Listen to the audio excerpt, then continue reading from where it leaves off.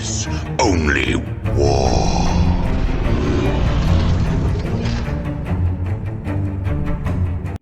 What is up, gents? 40k Dirtbags here. We just got back from Nova. We did a Grey Knight run at 6-2 throughout the entire weekend. We played 8 games, 3 games on Friday, 3 games on Saturday, 2 games on Sunday. We're going to be doing I believe an 8-part video of Nova. We're going to go over each and every match in it. This will just be a standard start of the video, so you guys don't have to hear me say the same thing 8 single times or have me try and repeat the same thing 8 single times. So if you guys are new to the channel, appreciate you click on the video. There's going to be a lot of different armies to cover, and also mainly focusing on the Grey Knights.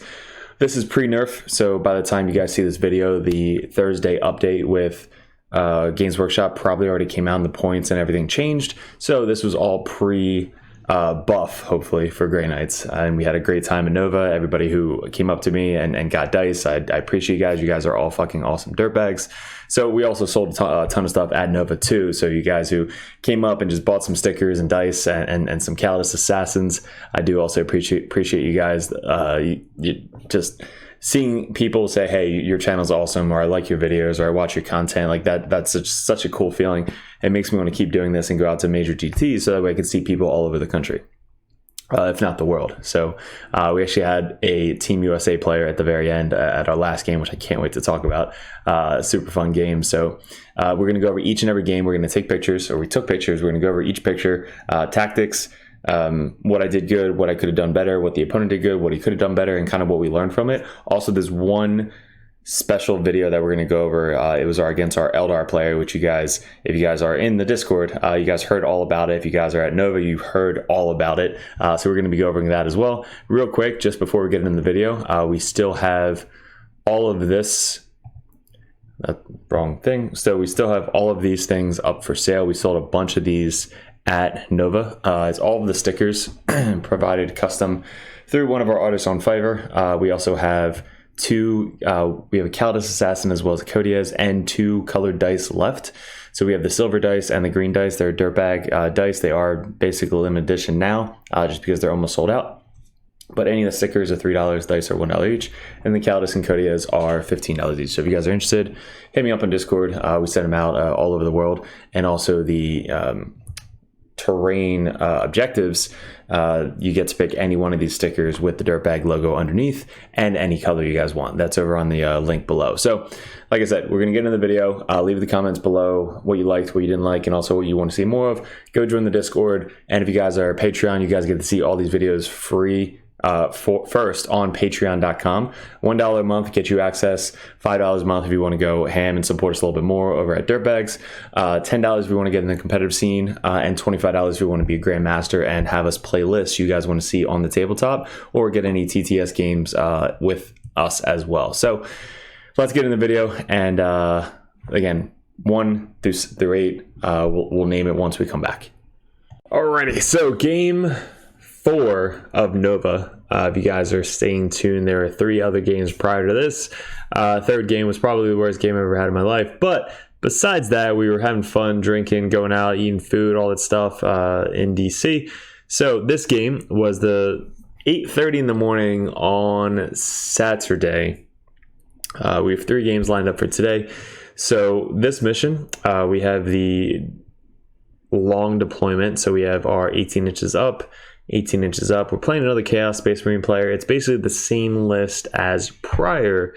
It's Vanilla's list, so a lot of people found it online. They've been running it. It's 2 units of 4 Blitz, 2 Forge Fiends, Abaddon, 10 Terminators, 2 Flamers. This one has Blue Scribe compared to the 3rd Flamer, and a unit of Cultists. So it's a basic standard Chaos Space Marine player list. Running Mike all the time. We kind of know how to play it and play against it and what to go against. Added Abaddon, or not Abaddon, wow. I added Drago specifically to try and counter demons. So anytime we see Chaos Space Marine, demons, Eldar with that demon chick, like, we're looking to just throw Drago in their direction and try and kill it as soon as possible. So that's kind of the whole goal of this game. Stay away from Forge Fiends. Don't have them shoot you. Try and shoot them. It's really the whole goal. So in this mission, he starts his Blitz on the table. He has a Forge Fiend on the table. Everybody else kind of behind the thing back here. So I kind of coached him on what to reserve and stuff like that. But this guy hasn't played Grey Knights yet, so it was a kind of brand new game to see what they could do and how fast they are and stuff like that. He had turn 1, so he didn't really put himself in the best position to kind of get onto the objectives. It's really hard with Chaos to kind of put everything on the objectives, especially this deployment, because we don't really have a lot of super fast units. You'd have to put them right on the line and advance them to the center to try and get on the center objective. So a Curse Cultist would be great. But Deep Strikes is kind of the whole goal of Chaos. So the Flamers are mainly for secondary. So if you start them on the line and they move 9 inches, you can then just advance them on the center to do an action, or get to the center at least and do something. So Flamers kind of starting behind this wall or starting behind this wall to try and get there is really going to be your best bet. So he had first turn. On our turn, we basically picked up everything and just dropped it in the center. This is the one where if you have a character on the center objectives, you get points. So if you control your home objective, I believe you get 3. If you control the center, you get 3. If it's a character, you get an additional 3 per objective. So you can get 6 points per objective and then 3 for your home field. So we're just like, you know what? I'm just going to unload everything on the center and be like, all right, which one do you want to go after? So we put Crow and the Purifiers, Grandmaster and the Paladins, and then our Assassin in this other center. And then we have our Strikes in the back, making that sticky. Interceptors flew back just so that way they can block out the back corner. These guys moved back just so that way he can block out this corner. If he does drop his unit back in this corner, sure. Your 4 speed Obliterators are going nowhere the rest of the game. Your 5 speed Terminators are going nowhere the rest of the game. So that's kind of like a little, hey, I dare you. So if he drops him back here, sure, dude, drop him back there. Go ahead. But he's like, nah, I'm a better player than that. So he doesn't drop him back there. So we drop our Paladins down and just try and kill the Oblit, or Forge Fiend, do as many points as we possibly can to them. We do have the Sigil, so if he does shoot at us, we can proc away. So that's kind of why I wasn't as afraid putting these guys in the center, because if he moves up, I can miss. If he doesn't and shoots me, I can get a dodge. So either way, he either forfeits this guy's shooting, moving up and just kind of like getting in the center to do an action, or stands there, shoots me, and then I missed away. So I get him down to 8 wounds. He then deep strikes, rapid ingresses, Abaddon, right there, right behind his Forge Fiends. His Forge Fiend then moved up.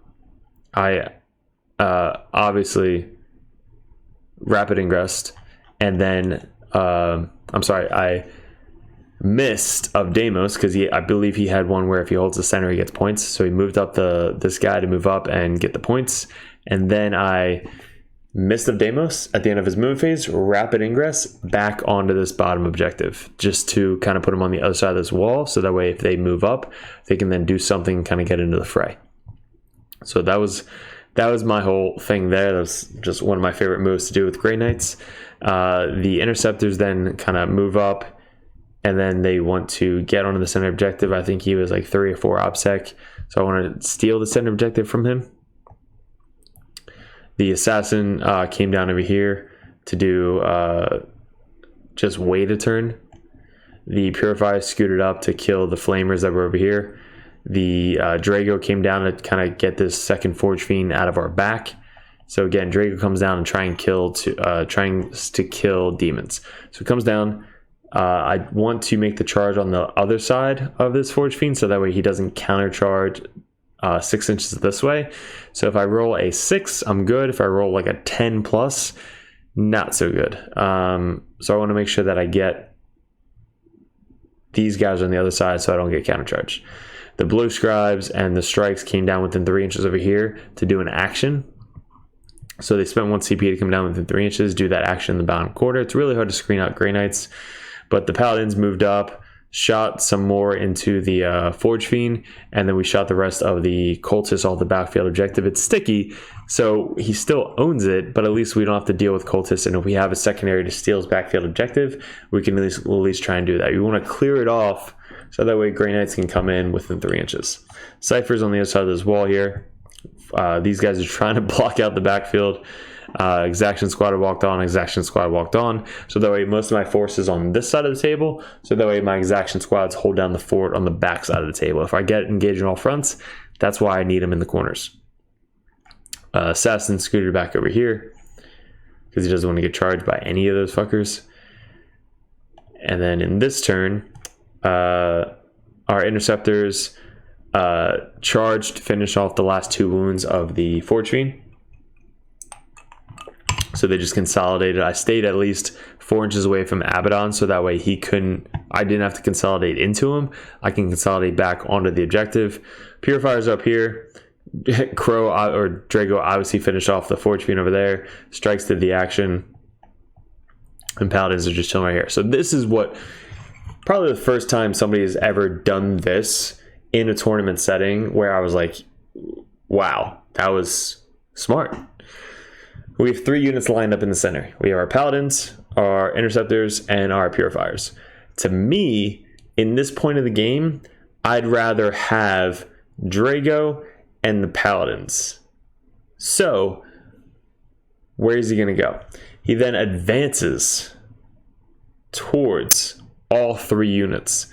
So he advances to the center. Cypher advances to the center to do an action, but this Terminator brick advances towards my Paladins, which he probably wasn't going to get a charge off because Abaddon was so far in the back, so it would have been smart to charge the Paladins, but he charges the Purifiers and the Interceptors. I spend 1 CP to remove the Paladins, I believe, and the Interceptors bite the dust, and the Purifiers bite the dust to just Crow.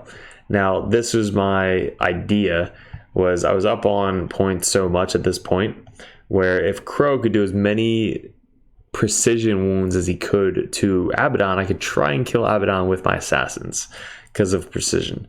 So, instead of attacking the Terminators, which I'm not obviously going to kill, I go into Abaddon, and I think I do like 6 wounds to him.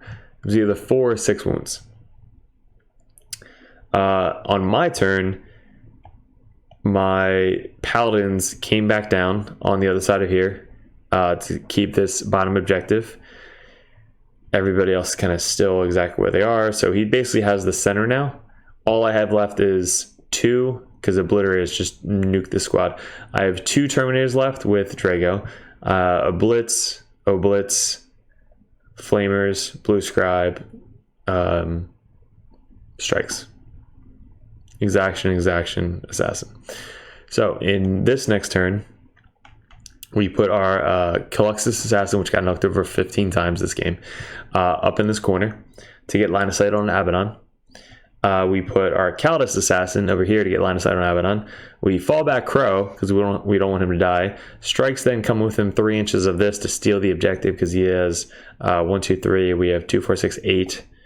They might be 2 OPSEC, so we still hold the objective. Paladin scooch up just to kind of wait a turn because I don't want them to come out and just get obliterated by the Obliterators because they already use their once per game out of line of sight shooting. So we're 1 inch away from the wall so that he can't charge through. He has to go all the way around. They're super slow. Our exaction squad moved up. Other exaction squad moved up. This is still sticky. Drago made a dude. Charged into the Oblitz to try and take the home field objective and kill some Oblitz. And this is what happened. So notice the Caldus Assassin. Caldus Assassin then overwatches because Abaddon is on. He took 8 wounds so far. Abaddon then is on 1 wound. So I overwatch with the Caldus Assassin into Abaddon. Roll 5 for damage and AP 2, strength 5, so wounding on 4s. AP 2 precision kills Abaddon with Overwatch. It was probably the best play I had all tournament. It was just cool. I did not expect it. I didn't know I was going to do it. I didn't plan to do it. I just, hey, you know what? I'm just going to Overwatch. Fuck it. Let's try and kill Abaddon. Because with Abaddon out of the fray, it's just slow-ass Terminators.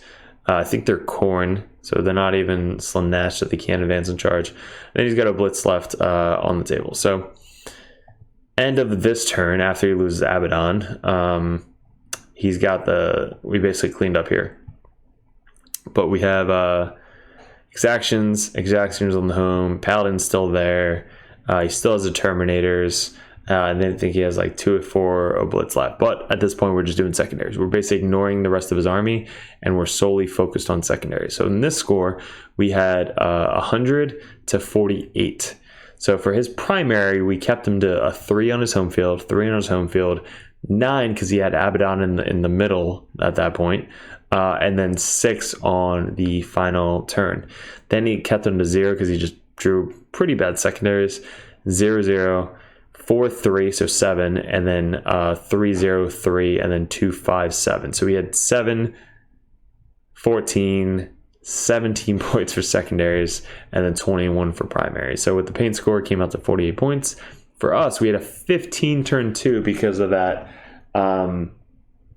Basically, put all of the characters as we possibly could in the center and have them kind of walk up and force me to mist, so that way I can put units on other secondaries. So that was the mist and then rapid ingress in the same turn to try and get primary points, which has worked, because then we had 6, 12, 13, 14, 15 for the home objective.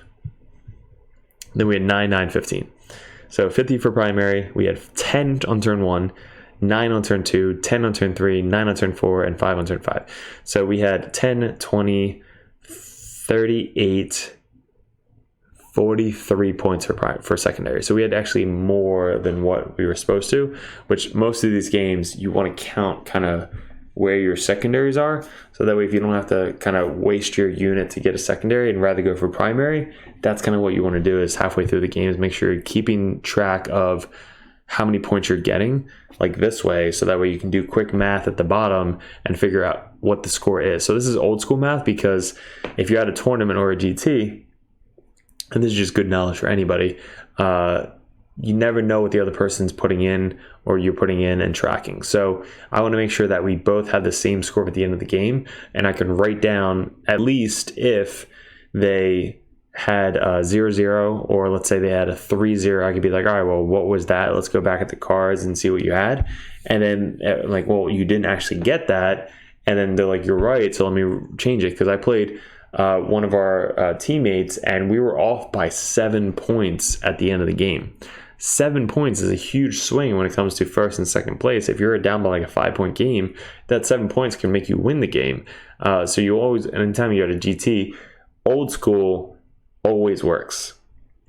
So easy setup, chaos, Grey Knights, primary, secondary, 1, 2, 3, 4, 5. Your primary points at the top. Your secondary points just have 2 columns, 0, 0, 0, 0, 0, 0, or that, and then at the end, at the bottom, write down your secondary points, and then add them up at the end. And then down here, I think on the one mission where you have additional secondary, you can just leave a little blank. Like, let's say if you kill a unit and you get 4 points, you can just put 4 points right below this 3, and that's how you keep in track of primary as well. So old school always works. It's probably the best way to do it. So that way at the end of the game, whoever's doing digital, you can then go back and forth and see that you have the same points. If they're like, yeah, you know what, you can just write everything down because they trust you, well, then you have to be on top of your game, making sure you're keeping track of everything. Every single time the turn ends, great. How many points did you get? What secondaries and how many points is that? Confirm with them. You confirmed. Great. Write it down. Then your turn. All right, I got this and this. Do you agree? You agree? Great. Write it down. And then there's no really arguing there because they both agree how many points they got. So that's why I like old school. So that was the Gas Space Marine player, second Gas Space Marine player in 4 games. So we were super ahead of our game because they both haven't played Grey Knights yet. So we had a little bit of advantage, and we kind of know what to do and look out for Chaos Space Marine players. So hopefully you guys enjoy that. Let me know what you guys think. Leave in the comments below what you liked, what you didn't like. And also game 5, stay tuned for that because that is 5 out of 8. 5 out of 8, and then we have the 8th game you guys should really look out for. 8th game is Team USA, but yeah, it was super fun. So cheers, guys. Hope you guys enjoyed it. Good luck, and we'll see you in video 5. Cheers.